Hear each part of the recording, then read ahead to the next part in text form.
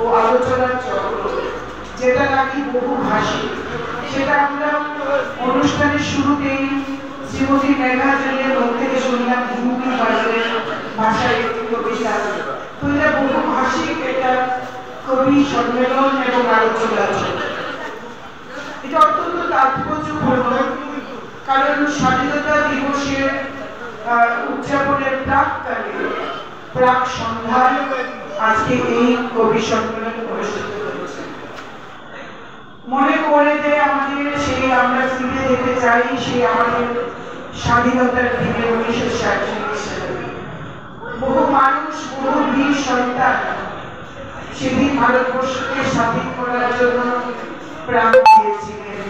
বিনয় বাদল, দীনেশ, ক্ষুদিরাম বসু, সুভাষচন্দ্র বসু, রাসবিহারী বসু থেকে শুরু করে মহাত্মা গান্ধী দেশ মাতৃকাকে স্বাধীন করার জন্য, ব্রিটিশের পরাধীনতার শৃঙ্খল থেকে দেশকে মুক্ত করার জন্য আন্দোলন করেছিলেন, বুক চিতিয়ে যুদ্ধ করেছিলেন। কিন্তু পিছিয়ে ছিলেন না সেই সময়কার কবিরাও। আমাদের বিশ্বকবি রবীন্দ্রনাথ ঠাকুর, কবি বিদ্রোহী কবি নজরুল, কেউ পিছিয়ে ছিলেন না।